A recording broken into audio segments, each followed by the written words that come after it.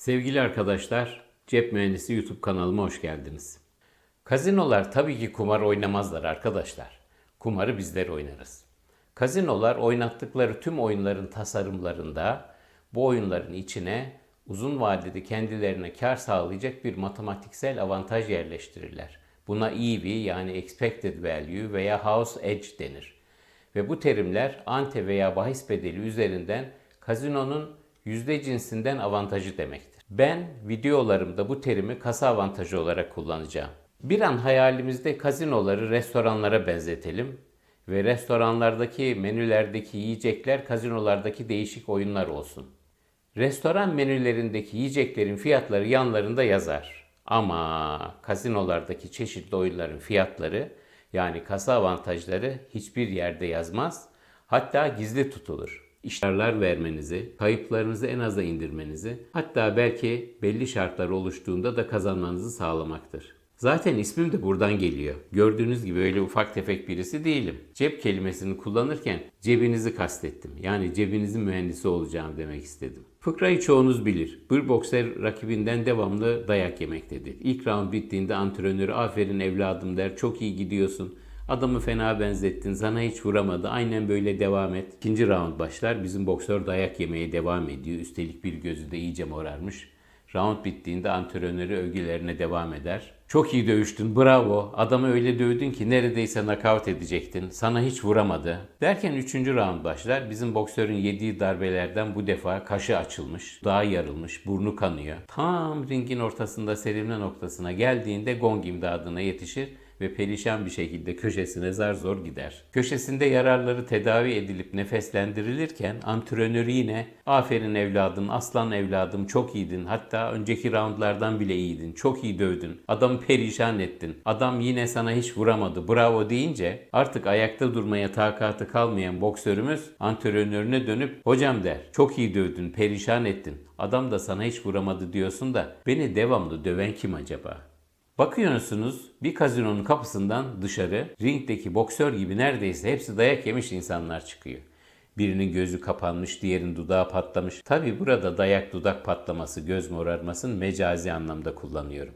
Demek istediğim kazinodan zarar edip çıkmış olmaları. Kim bunları dövmüş? Şu kazinoya girip de bir bakayım diyorum. Girince bunları dövebilecek kurupiyelerden başkalarını da göremiyorum. Kurupiyelere bakıyorum. Zavallılar kukla gibiler. Örneğin Rus pokerinde kurupiye elini bile bakamıyor. Sadece bir kartı açık. Halbuki oyuncular istedikleri kadar kartını değiştirebiliyor. Hatta tek kağıt alacaklarsa ellerinden bir kağıt bile vermeleri gerekmiyor. İsterlerse oyuna giriyorlar, istemezlerse pas diyorlar. Ve de üstelik eğer kazanırlarsa ellerindeki kağıdın değerine göre kat kat ödeme alıyorlar. Zavallı kurupiyenin ise hiçbir söz hakkı yok. Sadece elini açıyor ve kazandığında da öyle kat kat kazanma ihtimali de yok. Sadece oyuncunun bahis miktarını alıyor. Blackjack'e bakıyorsunuz gene kurupiye tuzluk gibi oturuyor. Oyuncular isterlerse kart istemiyor veya istedikleri kadar kart alıyor. Bahsi iki misline çıkarabiliyorlar. Kartlarını bölebiliyorlar. Zavallı kurupiye ise robot gibi 17 toplam sayısını bulana kadar kart çekmek zorunda. Pas geçemiyor.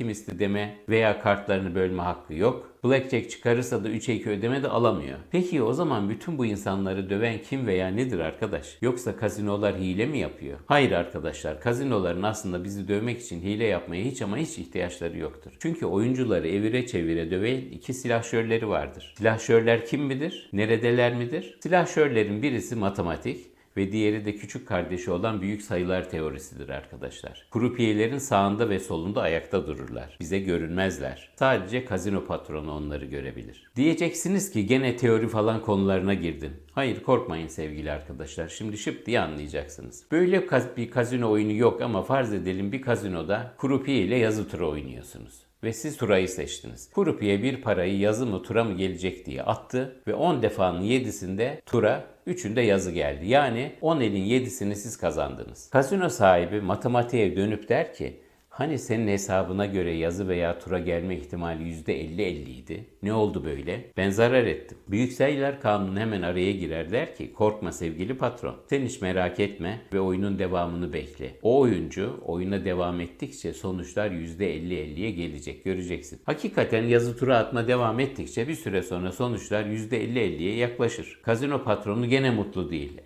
Diyor. Tamam, sonuçlar %50-50'ye geldi ama ben para kazanamadım ki. Ne anladım bu işten? Bu sefer matematik devreye giriyor ve diyor ki sen hesaplara bakmamışsın ki sevgili patronun. Oyuncu yazı tura oyununa girerken 100 lira bahis koyuyordu. Kaybederse sen kazino olarak 100 lirasını alıyordun. Ama o kazanınca 100 lira vermiyordun ki. 90 lira veriyordun. Yani senin bu işte bizim sayemizde %5 kazino avantajın var ve sana bu avantaj para kazandırdı. Kazino oyuncularını döven, yani para kaybetmelerine sebep olan bu iki silahşörün o oyun içinde kazino lehine kurguların ismine kazino avantajı diyoruz arkadaşlar. Bu terimin İngilizcesi EV'dir. Açılımı Expected Value. Bu terimi Türkçe'ye öngörülen değer olarak tercüme edebiliriz. Bu terime House Edge de denir ve kazinonun matematiksel avantajı anlamına gelir. Ben bu noktadan itibaren bu terimi bütün videolarımda kasa avantajı olarak kullanacağım. Yüzde olarak ifade edilen bu terimin, yani kasa avantajının bizim anlayacağımız tanımı ise bir oyuncunun kazinolarda uzun vadede her oyundaki ante veya bahis miktarı üzerinden kazanma veya kaybetme oranı olmasıdır. Bu değer eksi bir değer ise oyuncu uzun vadede kaybedecek, artı bir değer olması halinde ise oyuncu uzun vadede kazanacak demektir. Ama dikkatinizi çekerim. Uzun vadede diyorum, uzun vadede. Bu uzun vade lafı çok önemli. Peki, basit anlamda kazinoda oyun oynayanların bu kasa avantajı ile alakaları nedir ki bunu bize anlatıyorsunuz derseniz, sanırım şu benzetme size olayı açıklayacaktır. Diyelim ki pahalı hesapların gelebildiğini duyduğunuz bir restorana gittiniz ve menüyü istediniz. Menüde bildiğiniz yemek isimleri yazıyor ve siz de sipariş vereceksiniz. Menüde fiyatlara bakarsınız, değil mi? Eğer fiyatlar yoksa da sipariş vermeden önce fiyatları öğrenmeye çalışırsınız. İşte kazinoda da durum buna benzer. Karşınızda çeşitli kazino oyunları vardır ama bunların hiçbirinin kazino avantajlarını size söylemezler. Yani amiyane tabirle hangi kazino oyununda ne kadar kazık yiyeceğinizi kazino size söylemez. Ve bu tür bilgiler kazinoda hiçbir yerde yazılı değildir. İşte bizim kazino veya kasa avantajı dediğimiz ve sizlere hiçbir türlü verilmeyen bu oranları biz burada öğreneceğiz arkadaşlar. Onların vermesine hiç gerek yok. Ve böylece yiyebileceğimiz kazığın miktarını bilebileceğiz. Tekrar yazı tura oyununa dönelim. Eğer siz yazı tura oyununda ilk 10 oyunun sonunda masadan kalkar ve oyunu bırakırsanız karlı kalkarsınız. İşte buna da şans denir arkadaşlar. Kazandınız çünkü bu seansta şanslıydınız. Yazıyı seçmiş olsaydınız bugün şanssızdım diyecektiniz. Peki eğer masadan kalkmayıp yazı turu oynamaya devam etmiş olsaydınız ne olacaktı acaba derseniz sonucunu tahmin ediyorsunuzdur ama gene de söyleyeyim. Matematik ve büyük sayılar kanunu dizginleri eline alacak, kasinonun %5 kasa avantajı olarak er geç sizin kaybetmenizi sağlayacaklardı. Burada büyük sayılar kanunun görevi teorik olarak kurgulanan kasino, yani kasa avantajının uzun vadedeki uygulamalarda gerçekleşmesini sağlamaktır. Peki uzun vadede kazanabilir miyiz? Bunun cevabı ise şöyle. Eğer kazinoların kurguladıkları matematiği kendi lehimize çevirebilirsek, yani diğer deyişle matematik ve büyük sayılar kanunu silahşörlerini bizim için savaşmaya ikna edebilirsek ancak o zaman uzun vadede kazanabiliriz. Farz edelim büyük sayılar kanununa gittiniz ve dediniz ki gel benim tarafıma geç ki kazinoyu yenebileyim. Büyük sayılar kanunu size diyecektir ki benimle boşuna konuşup nefesini tüketme. Matematik benim abimdir ve ben asla onun sözünden çıkamam. Sen ikna edeceksen matematiği ikna et. Ben zaten otomatikman onun yanında senin tarafına gelirim. Peki biz matematiği nasıl bizim tarafımıza çekeceğiz ki? Kazinolardaki oyunların kurallarını değiştiremeyeceğimize göre matematiği nasıl kendi lehimize çevireceğiz? Arkadaşlar matematiği kendi tarafımıza ancak onu matematikte yenerek çekebiliriz. Başka legal yolu yoktur. Matematiği de ancak oyunu takip ederken oyunun gidişatı ile ilgili elde ettiğimiz enformasyonu kullanarak beynimizle yenebiliriz. Peki bunu her kazino oyunda yapabilir miyiz? Yani kazinolardaki tüm oyunlarda matematiği yenebilir miyiz? Maalesef hayır arkadaşlar. Bunun yapılabileceği oyunları ileride detaylı olarak inceleyeceğiz. Şimdilik bunun sadece otomatik kağıt karıştırma makinelerinin kullanılmadığı, blackjack ve masada en az 3 oyuncunun olduğu ve oyuncuların kartlarını diğer oyunculara gösterebildiği kurallardaki Rus pokerinde olabileceğini söyleyeyim ve konumuza devam edelim. Haydi şimdi bir de gerçek bir kazino oyunu olan rulet oyunu örneğine bakalım. Tek sıfırlı Avrupa ruletinde kasa kazanma oranı yani kasa avantajı eksi %2,70'tir. Eğer bu 2,70 nereden çıktı derseniz hemen hesaplayabiliriz. Rulette 0 dahil 37 numara vardır. Ama kazanmanız halinde 37 misli değil 36 misli alırsınız. Yani 1 bölü 37 eşittir 2,70. Hesaba inanmıyorsanız şöyle de yapabilirsiniz. Rulette 0 dahil her sayıya aynı miktar bahis koyun. Yani topun düşeceği yeri bilmeme ihtimaliniz kalmasın. Kazancınızı alın, koyduğunuz toplam bahis miktarı ile oranlayın, %2,70 kaybetmiş olduğunuzu görürsünüz. Yani bu kasa avantajı uzun vadede ortalamada rulete bahis koyduğunuz her çevirişte bahis miktarınız %2,70'ini kaybedeceksiniz demektir. ABD ruletinde durum farklı. Çünkü ABD ruletinde 2 adet 0 bulunmaktadır. Dolayısıyla kasa avantajı eksi %5,26'dır. Peki diyeceksiniz ki ruletin matematiğini de yenelim. Ruletin matematiğini maalesef yenemeyiz arkadaşlar. Neden mi yenemeyiz? Çünkü ruletin her dönüşü önceki dönüşlerinden bağımsızdır da ondan yenemeyiz. Yani rulette kullanabileceğimiz hiçbir enformasyon yoktur. Siz bakmayın kazinoların rulet masaları yanında ışıklı tabelalarda önceki dönüşlerin bilgilerini verdiklerini, hatta elinize isterseniz kalem kağıt bile tutuşturuyorlar. Onlar da biliyorlar o bilgilerin hiçbir işe yaramayacağını. Baktınız ışıklı tabelaya 23 rakamı gelmiş. Ne anlıyorsunuz bundan? Şimdi 23'ün gelme ihtimali azaldı mı? Yoksa gene 23 mü gelebilir? Bu kullanabileceğiniz bir enformasyon değildir arkadaşlar. Ruletin her dönüşü diğerinden bağımsızdır. Dolayısıyla geçmiş elin bilgileriyle bir şey yapamazsınız. Eğer içinizden birileri hala işe yarar bu bilgiler diye düşünüyorsa onlara Monte Carlo fallacy yani Monte Carlo yanılgısını hatırlatırım arkadaşlar. Hani 1913 yılında Monte Carlo'da rulette topun üst üste 26 kere siyah numaralara düşmesi faciasını. Sakın unutmayın, iskambil kağıtlarının ruletin hafızaları yoktur. Aman aman sanki hafızaları varmış gibi bir yanılgıya düşmeyin arkadaşlar. Peki eğer aklınızda Avrupa ruleti için kasa avantajını anladık ama kazinolarda başka bir sürü oyun bulunmakta. Acaba bu oyunların kasa avantajları nedir? Hangisi en az kaybettirir, hangileri daha çok kaybettirir, nereden bileceğim sorusu geldiyse işte o oyunların kasa avantajlarını size ben yani cebinizin mühendisi verecek arkadaşlar. Cebinizin mühendisi de bu bilgileri size fal bakarak veya tahmin ederek vermeyecek tabii ki.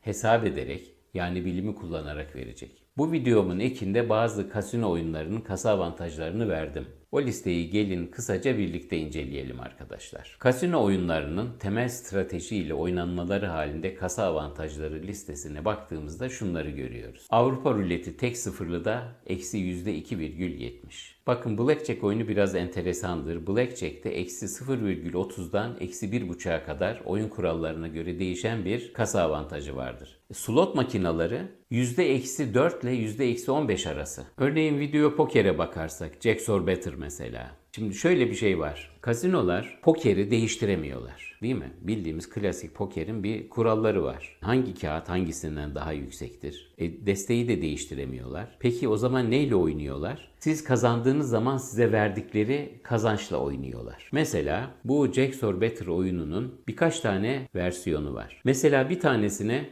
9-6 Jack or Better diyoruz. Bu şu demek, Full House'da 9 misli alırsın, Flash'ta 6 misli ödeme alırsın. Şimdi bu oyun bu ödeme tablosuyla oynandığında kasa avantajı eksi 0,46 yani yarımdan az. Ama aynı oyunda 9'a 5 olursa yani Full House'a 9, Flash'a 5 verirse eksi %1,67 oluyor. Peki 8'e 5 olursa 2,75'e çıkıyor kasinonun avantajı. En kötüsü de 6'ya 5 oyunu. Şuraya bakın.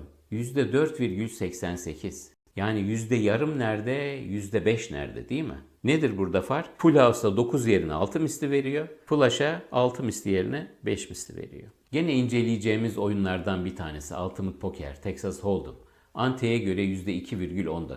Ortalama toplam bahsinize göre eksi %0,5 gibi. Rus pokeri. Bu da inceleyeceğimiz konulardan birisi. Mesela burada kasaya karşı tek oyuncu oynadığında eksi %2,02 kasa avantajı var. Yani kasinonun avantajı var. İki oyuncu kasaya karşı oynarsa kağıtlarını birbirine gösterebiliyorlar tabii. Bu eksi 0,22'ye düşüyor. 3 oyuncu oynuyorsa ve birbirlerine kartlarını gösteriyorlarsa, tabii temel stratejiye uygun oynuyorlarsa, ki o temel stratejiyi ben size anlatacağım ve bayağı bir 10 bölümlü falan bir konudur. Burada 3 oyuncu olduğu zaman kasa avantajı oyuncuların lehine artı 0,41'e çıkıyor. 4 oyuncuda ise artı %1. Yani ne demektir artı %1? Siz herhangi bir gün bir Rus pokeri oyununda oturup kazanabilirsiniz de kaybedebilirsiniz. Ama uzun vadede artı %1 avantajınız var. Yani uzun vadede muhakkak ve muhakkak kazanacaksınız demektir. Arkadaşlar hala beğendim butonuna basmadınız mı ya? Aşk olsun.